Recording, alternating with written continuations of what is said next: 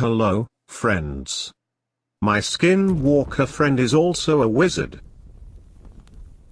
Be sure to subscribe to my channel.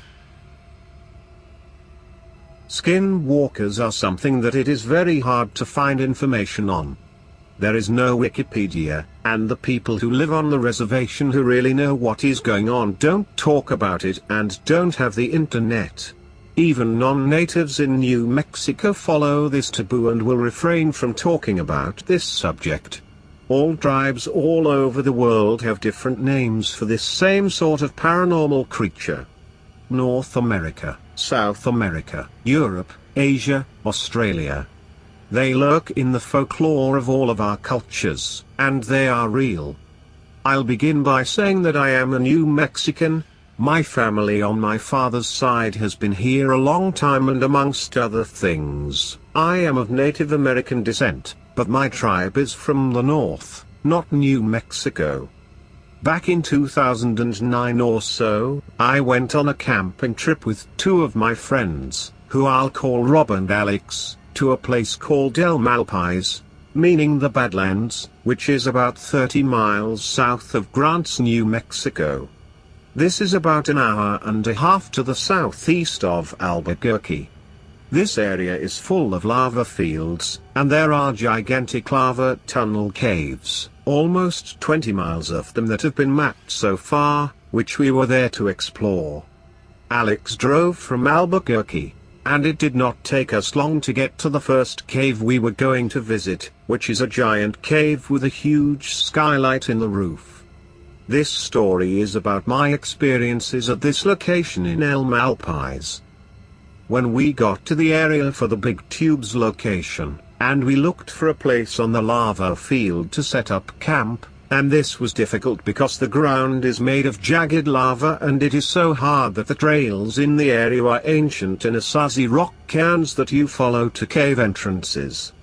Trails are not made out of dirt because there is hardly any dirt.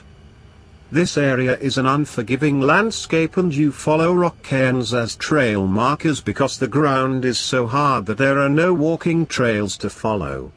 The rocks here have a lot of iron in them, and this can drain batteries quickly, and it makes compasses and electronics malfunction. On flight charts, this area is marked as a no-fly zone for airplanes. If you have heard of Missing 411, this is a place where people disappear and are never seen again, except rarely, bodies are found. There is no water except inside of caves underground, where even if it is 100 degrees above ground, it is always freezing underground, where you can find big ass icicles. For these reasons, not many people go to visit and hike in this area. People do get lost and die here. If you do a Google search for people missing in El Malpais, New Mexico, you will see what I mean. So anyway, we searched for some time and we eventually found a small area where the ground had dirt and not rock on the lava field, where we could set up our tents. Luckily, when we left the campsite, I hung some chemical lights in the gnarled trees near where we set up our tents. We then went into the caves for the whole day and came out at night. The caves extend for miles and we spent many hours exploring them. In some parts, the cave opened back into the air into these giant half-collapsed tubes, and you could see rock bridges spanning the gap going off into the distance. At other places, we wiggled out of cracks and came up in random spots in the desert. In one part I crawled alone into this tiny crevasse that I could barely wiggle through on my stomach with my arms out in front of me. After about 50 feet it bent 90 degrees and went upwards, so I rolled onto my back, and I was able to look up and see that the very small tunnel I was in continued straight upwards another 50 feet or so into what looked like a cave that I could see light in. I did not feel it would be safe to go upwards, and I was so cramped that I could hardly move, so I backed out of this crevasse feet first on my stomach with my arms in front of me, and met up again with Rob and Alex, who had been exploring other parts of the cave. I am extremely comfortable in caves. I just feel like I'm in the womb or something, and I almost wish I could sleep deep in a cave every night because they are so comforting. I'm not scared of the dark, and I am absolutely not claustrophobic at all. The only animals we saw in the caves were some spiders and a lost bat that was in the very bottom of the cave and seemed to have lost its way.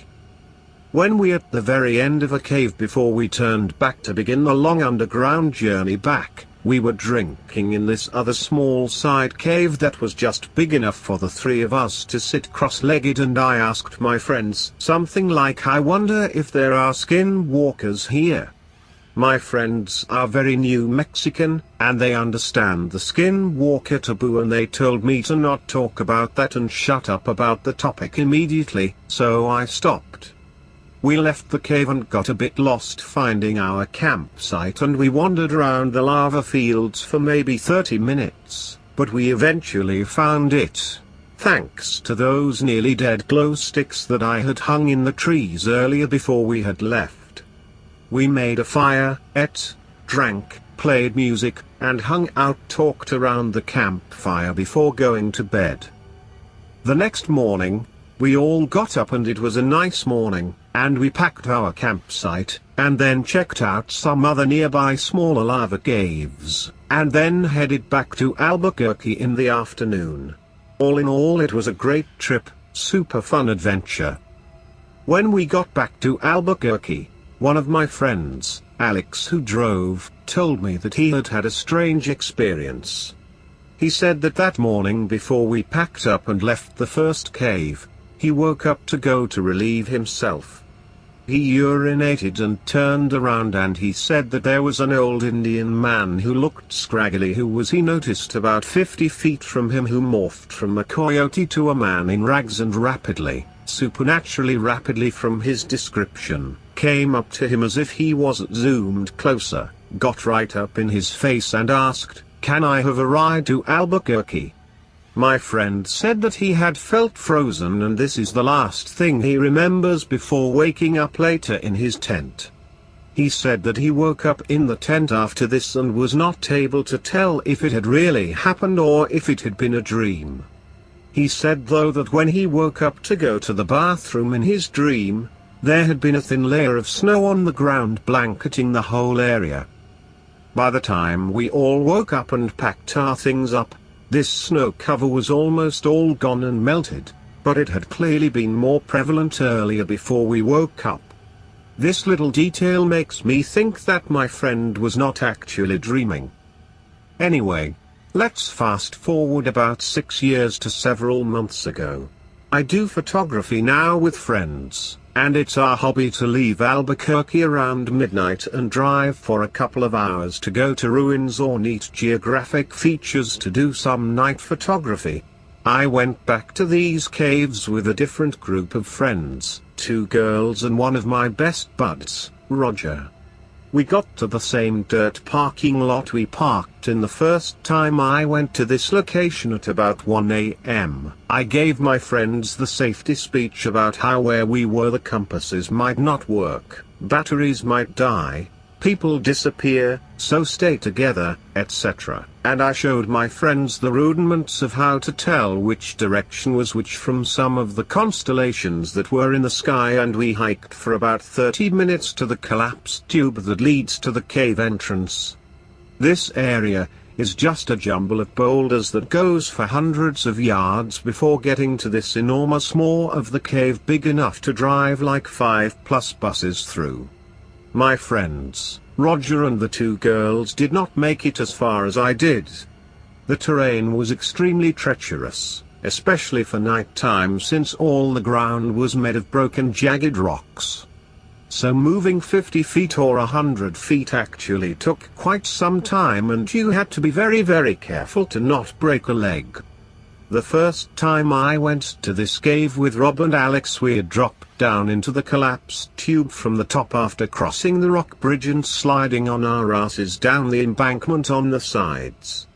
This was a major shortcut because you did not have to traverse nearly as many boulders to get into the cave through. Once you were in the cave, the ground in many parts was all boulders from the roof slowly eroding. This time we went the normal person non-medieval long way and dropped into the collapsed tunnel some way from the cave, and then we started to slowly make our way towards the cave entrance. My 3 friends were pretty overwhelmed, so they went for some ways, but we still could not see the cave entrance, so they stopped before this giant stone bridge that goes over the tube. Further along around the corner, you got to the cave entrance. I continued on and I photographed the lava bridge from the opposite side and then made my way to the cave opening alone. I had planned on going into the cave alone, but as I was there just outside the entrance, I stopped and started doing some more long exposures with my DSLR. So if you try to imagine the setting during these shots, I was just there along taking these long 30-second exposures with my light off. I was far enough from my friends that I could not see them because they were back around the bend, and I could only hear them if they yelled, and we would check on each other every few minutes. I remember just sitting there with no lights in the bottom of this big-ass collapsed lava tube waiting for my exposure to finish, and the mouth of this cave was just blacker than black and enormous, like 50 feet tall and 150 plus feet wide. I'm pretty brave, but at a certain point I felt uneasy, and it was so quiet. It was like the cave entrance just absorbed all sound.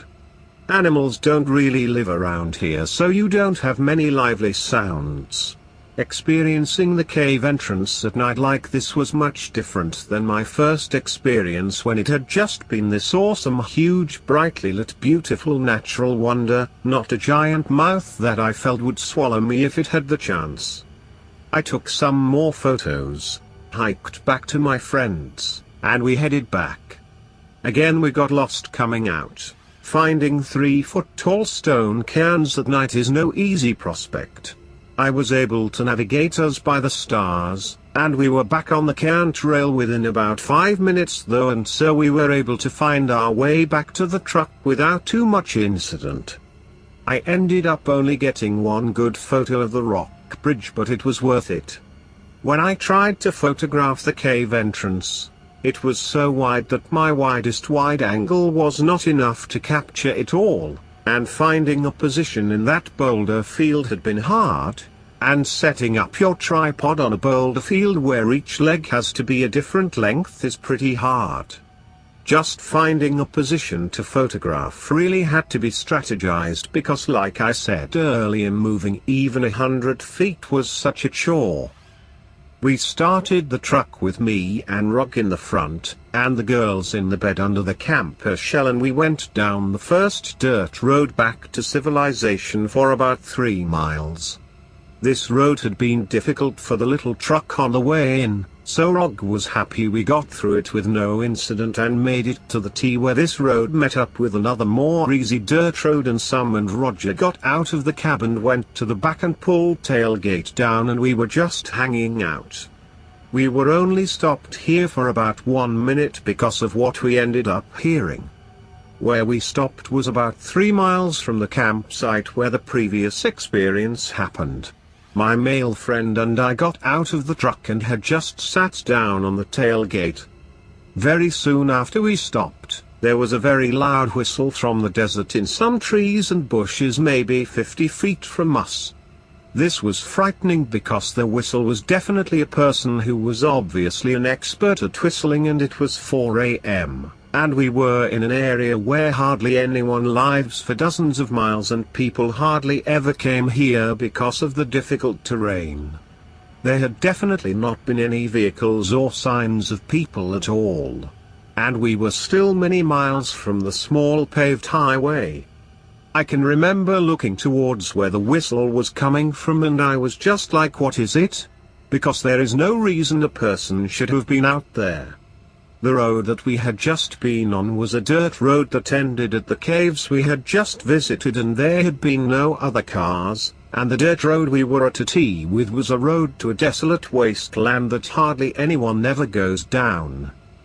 When I heard this whistle here, it really suddenly and strongly reinforced what my friend Alex had said about his morning visit to that first trip to this location, and it really creeped me out.